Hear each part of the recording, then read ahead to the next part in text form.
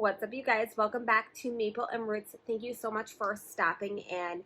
I am so excited because I am sharing with you today the printable planner that I have made for myself. I am making this available for you over on my Facebook group. If you are not there, I am dropping the link below so that way you can go ahead and join and you can find all of these printable resources there for free, because this year we are attempting to homeschool our children for free. So we're not buying curriculum, we're not buying books. This year we are using the resources that we have in our homes and beyond to educate our children with a beautiful, rich education for free. Are you excited? Because I'm really excited. I kind of feel like, why have I not done this before? Like, why have I bounced around for curriculum to curriculum knowing that it's never going to really suit my needs? I don't know. Anyway, so I'm going to share with you just briefly here what I have created and how I'm using it. Now, you might use it differently. You might use a different planner differently, and that's okay. You might be totally unschooled, and this is not for you, and that's okay. Stay tuned, because I'm kind of funny sometimes, or at least I've been told. Or I'm also kind of corny, as my husband tells me. Anyway, that's besides the point. That's a bunny trail. If you are new here, I am a homeschool mom of 6 kids, 19, 11, 9, 6, 4, and 18 months. My 19-year-old is in college, so I basically have 6th grade and under at home right now. So in my last video, I talked about subject planning and the vision for each subject and kind of mapping out where you're going to go from now until the end of the school year, because I feel like that's kind of important. We need end goals, right? We need to know where we're going. So I created this for you, and if you are currently in my group, you already know that it is there. This is the subject vision. There are a couple of, there is art here from Zion. He was helping today. But anyway, this is our subject vision. And what I basically put it here, I separate it from child to child. So I've got Adeline, I've got Asher, I've got all the kids, and then I have our group subjects. This is an everyone subject. This is art and music. For art this year, I'm so excited. We're doing early American artist studies and early American folk music, and we're going to be looking at all the cultural music that has made up American music. And I'm so excited. Anyway, that's a bunny trail. But so you can print out as many of these as you need and have them per child, per subject, or per, like I have a science one, I have a history one, all of those things. And it really helps to just say, like, this is what I want to accomplish for this child or this subject this year. It doesn't have to be in depth. This can be pretty broad, really. But you're really just starting to just kind of dream and think about where you're going. So that's the subject vision.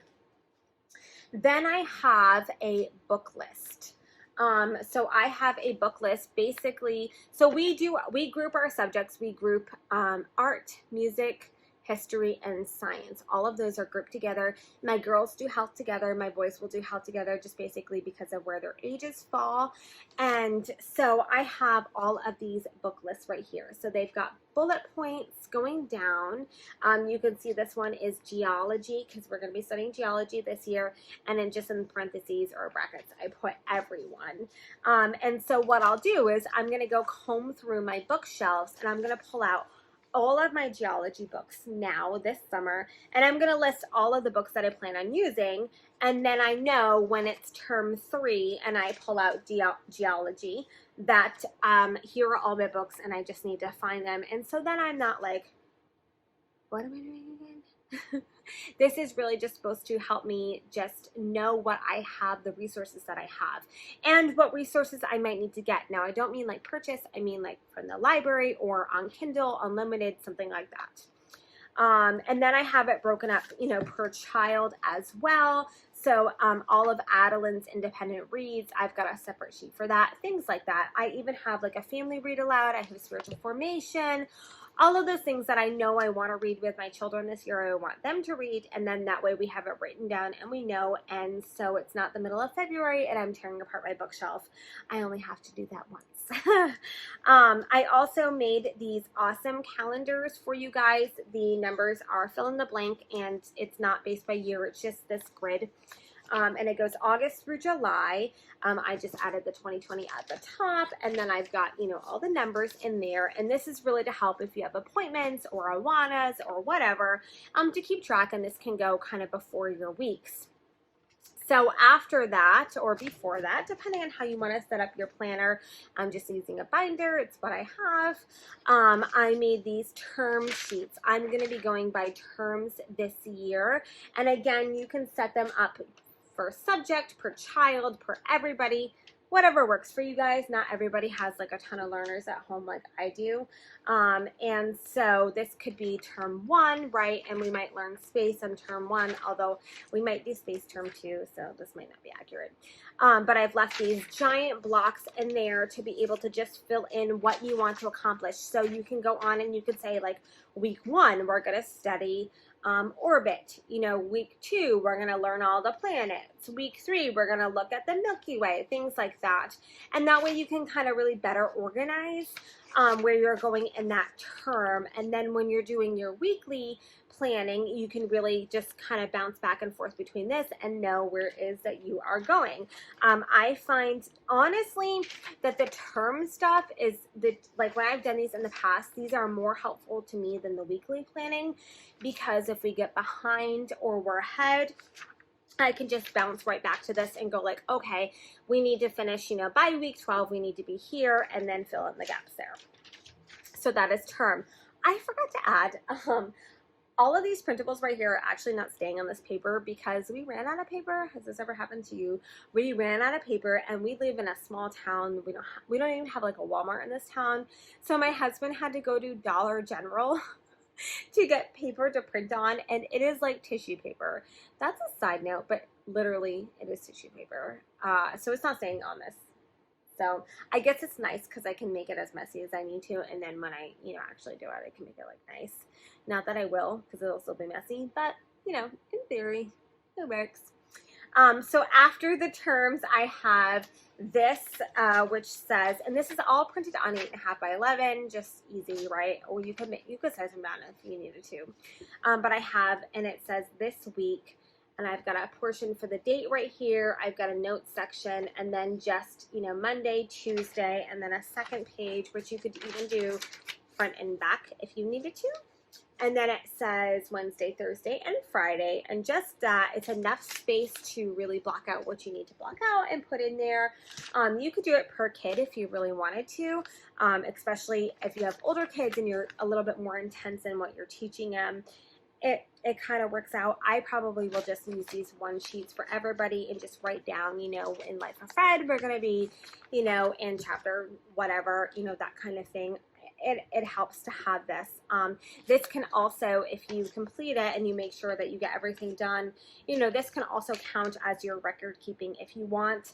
Or you can go back and, like, on the bottom or in the margins, you can write down, you know, completed blah, blah, blah, or didn't complete blah, blah, blah. And then when you're doing your portfolios, if you have to submit attendance or whatever it is you have to do per your state, it'll be easy to go back and look at your planner and know what you already have. Now I have set on, I'm going to do a separate video on reverse record keeping and just showing you like easy ways to do it. And I'm going to make a couple more printables for you to have, so that way you can easily keep attendance if you need to do that for your state, and then what you need to fill out for your record keeping. But this definitely, I mean, I don't know if I need to make a separate thing actually. This definitely can be used for your record keeping. But as I said, a little nifty trick is for me on our Alexa that's in the kitchen. I have just set like, I think it's for the first Friday of every month that Alexa will like ring out for me to do our portfolio work. So I can go in and look in for that month on what we've done, and I can scan it in and get it done. And that way I'm not going crazy at the end of the year like I did for this year. So that really, really helps. So this is just an easy printable planner for you guys to utilize. It is absolutely free because we are homeschooling for free this year. If you are interested in it, go ahead and join the group, the Facebook group, and you will see all the download things there for you to use.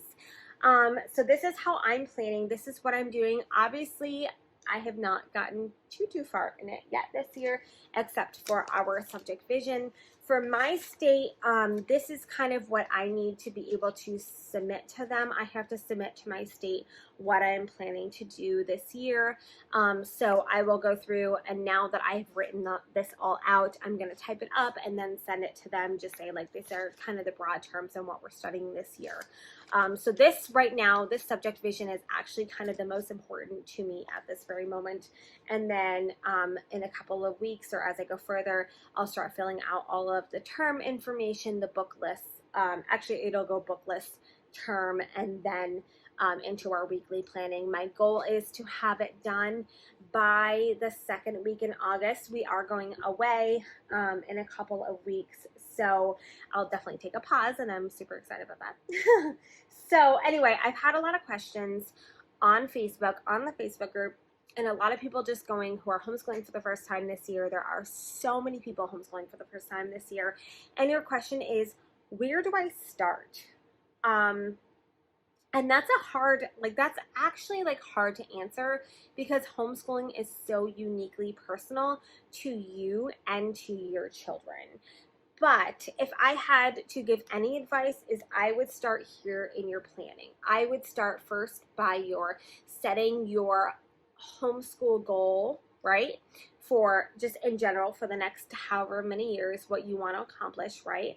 I think I shared in the homeschool in the free homeschooling group this week what my homeschool vision is, or my goals are, and that's for my children to be passionate worshipers of Jesus, or people who pursue Jesus passionately, and then to just have a lifelong love of education or learning.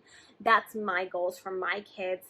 Your goals are going to be maybe different, and that's okay. So I made up one of those, and I actually am printing it out and putting it on my wall just to remind myself when things are hard, when it's super dark in November, just to remind myself, why I'm doing this. So I always say start there, and then start with your subject vision, or your vision for the year. What do you want to accomplish this year? If you have a kindergartner, what do they already know? And what do you want them to know this year? If you have a kindergartner and you really just want to learn phonetic sounds, start there. If you have a fifth grader and you're looking at the writing going like, okay, it's time to move on, let's start some essay writing, start there. Evaluate where your children are at and your goals, but my goodness, don't base it off of what the world tells you that your kid should be learning this year. You know your child best, and you know kind of like what their limits are, and you know how to push them and all of those things. So know your child and then base your goals off of that. But this is my recommendation. And this is just my recommendation. This is just how I do it. You might do it differently, and that is 1,000% okay. I start with my subject vision, I move on to my book list, I move on to my terms, and then I go to my weekly planning. That's where I'm at. The weekly planning, I might even have like a rough guideline within the terms, but might not actually plan the weeks until, a week in advance. Who knows?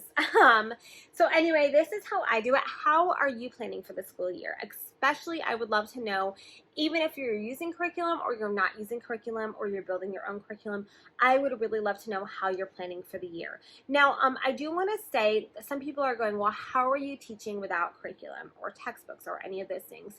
In general, for years and years and years, we have learned so much on living books anyway. So living books, which are books that offer something to our children educationally, that is what I'm teaching from. So I'm teaching from a lot this year from various like history books, like whether it's historical fiction or just history books in general. I don't use textbooks at all. I never have. Well, I might have like once or twice, but in general, I don't use textbooks. So that's how I teach. So for me, I'm looking for literature that is so rich and so beautiful. That's not like junky, like, Disney-esque type things. I'm looking for, kind of real living books. And that's what I teach from. So that's how I'm doing it without curriculum. It just seems the easiest way to do it, and kind of tapping into that Charlotte Mason So yeah, guys, that is where we're at this week and how I'm planning. I will be kind of updating in the Facebook group as I go along so you can watch our journey. And there it is. Thank you so much for watching. Don't forget to subscribe to get notifications for all my future uploads. Ring the bell for notifications. Follow me on Instagram at Maple and Roots and use the hashtag FreeHomeschoolYear to see what we're doing. Bye, guys.